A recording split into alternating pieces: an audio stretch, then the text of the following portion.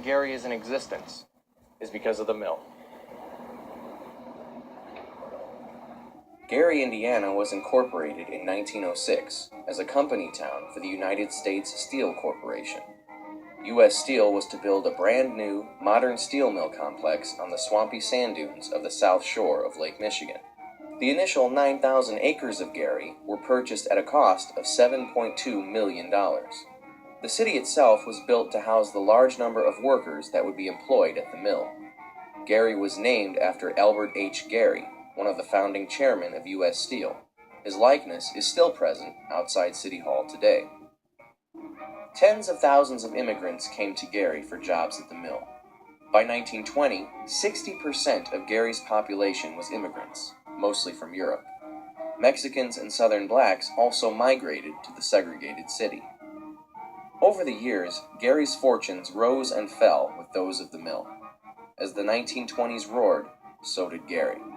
Broadway, which just 20 years earlier was a pile of sand, became Gary's central thoroughfare, filled with businesses and patrons.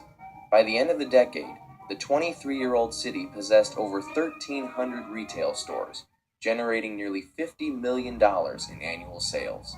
The city was well on its way to becoming the Chicago of Indiana. A lot of exciting things were going on during the 1920s.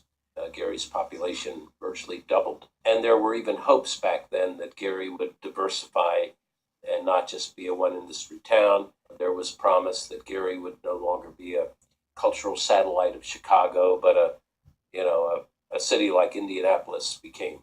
As the mill and country fell to the Depression, so did Gary. U.S. Steel lost over 90,000 jobs between 1929 and 1932. But the nation's wartime production jump saved the mill, and the post-war economic growth was felt in the city. By the 1950s, Gary was booming. At the height of its growth, the city's population reached 180,000. It was a mini Chicago, the shopping and entertainment mecca of the Calumet region. It was the Steel City, a miracle city, the city of the century.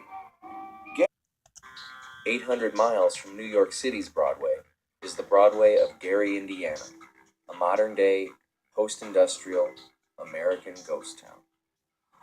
Wasn't always this way. This street, this city, used to bustle with people, cars, restaurants, hotels, and theaters. Once compared to the urban growth of nearby Chicago, the urban ruins of this tough industry town are now compared to those of places like Detroit.